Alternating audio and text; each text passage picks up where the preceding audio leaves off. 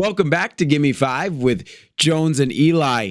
Eli, you get to eliminate one thing for the rest of your life. Sore throats or nausea? Where are you going? Jones, I feel like I'm an expert to talk on this subject. I have been since I was a very little boy, a big time puker, car sick, everything, threw up all the time. I think I set a record one time on a 20-minute car ride. I threw up maybe 20 times, not even an exaggeration. And recently I developed a really bad sore throat problem. I have to have tonsil surgery actually in a few weeks to fix that. So I'm an expert on both these things. Had of both. They're both awful. I hate them both. I want to get rid of both. But Jones, if I can only pick one, it's the sore throat. This is the worst thing ever. When you get that sore throat, you start to feel that little tickle, that little hurting when you swallow. It's awful. Ugh, it grosses me out just thinking about it. I hate it. You can tell something bad is about to come. Get rid of that every day of the week. There's no disputing it's a horrible feeling, but to be nauseous, to be right on that edge of throwing up, to feel queasy, to not want to eat, to not know if you have to vacate the premises because you don't want to vomit around people, to just feel so out of your element. It is one of the worst feelings, if not the worst feeling in the entire world. A sore throat will come along every once in a while, but you could feel nauseous, maybe once every 2 weeks, depending. There are people who feel nauseous much more often than that. It depends who you are, but I feel nauseous enough where, gosh, if I could get rid of that, that would be wonderful. Wonderful. But Jones, for me, the thing is, there's a cure for the nauseousness, right? The cure is you just throw up. Whenever you're nauseous, you feel really gross. If you just throw up, the nauseousness goes away, at least for a little bit. The problem with the sore throat, it's only getting worse from there. When you have that little sore throat, you know there's nothing you can do. You just know it's just going to start getting worse. It's going to get worse and worse. Tomorrow's going to be worse. The next day's going to be worse. Worse, worse, worse. It's just kind of this helpless feeling. I hate it more than anything in the world. Nauseousness, there's kind of a cure for it. Sore throat, there's not. But here's what's the important thing. You're saying, yes, the sore throat is the prelude. It's the intro to the rest of the disease. But the rest of the disease is not going away. That's what we have to remember about this scenario.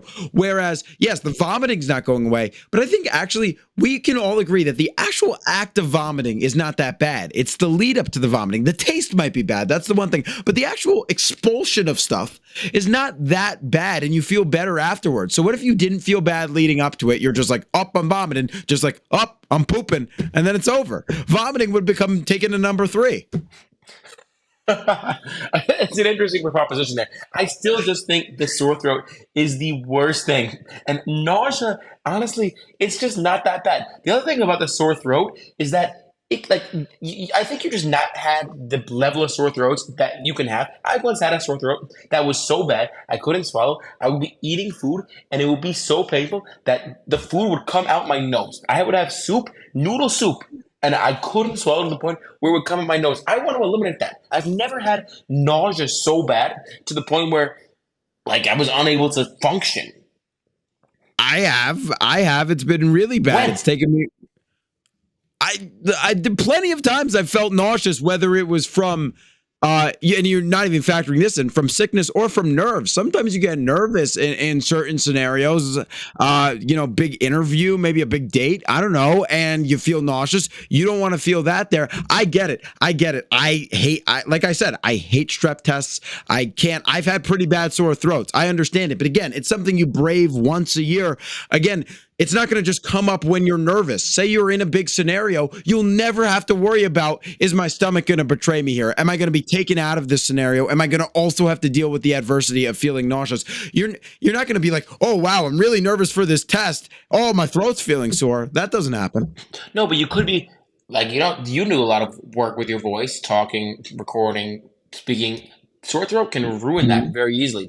The other thing I would say about the sore throat, about the nausea, excuse me, is I understand the good thing about the nausea actually would be dizziness would no longer be a factor in your life. And that is important, I think, because you could become the master of rides. You could become fantastic in the car. You could open up to a whole world of extreme sports that you would not be able to otherwise. There's a whole kind of future career maybe in this world of dizzy activities that you could enter if you were immune to nausea, where that's not really a possibility with a sore throat. So that is one thing to consider on the pro side of the nausea, but I'm still taking sore throat. And oh boy, could you be a great roller coaster rider? You could really show up your friends at That's Six that's a Flags. career. That's Really. a career. I think actually you could do professional coaster rider. Maybe a little dangerous, but Yeah, potential.